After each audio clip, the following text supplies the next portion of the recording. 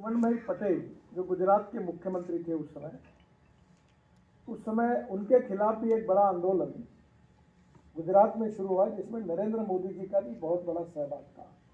उस समय वो भी प्रचारक थे, वो भी इस आंदोलन के साथ संघ के निर्देशों के अनुसार वो भी जुड़े। और ये जो दोनों आंदोलन देश में चल रहे थे और जयप्रकाश जी पूरे देश में इन मूलभूत बातों को लेकर पूरे देश में उन्होंने अनेक प्रांतों में जाकर जनता को आह्वान करते हुए जिस प्रकार से उस समय सत्ता थी उसके खिलाफ एक जन जागरण का अभियान चलाया।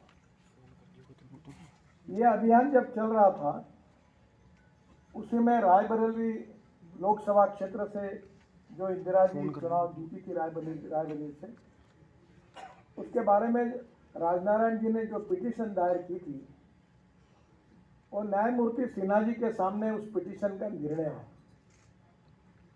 वो निर्णय बड़ा इंटरेस्टिंग था। वो निर्णय यही था कि विशेष रूप से जो चुनाव हुआ है उसमें इंदिरा जी ने इस चुनाव जीतने के लिए सरकारी यंत्रणा का दुरुपयोग किया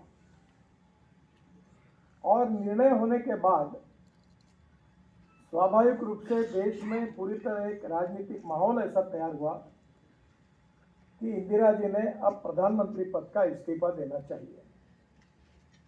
और उनके इस्तीफा की मांग को लेकर जयप्रकाश जी ने एक बहुत सूचक स्टेटमेंट निकाला था। उन्होंने कहा था कि इंदिरा जी अगर राजीनामा नहीं देगी तो अनर्थ होगा। शायद उनकी भविष्यवाणी अनर्थ होगा ये सिद्ध हुई।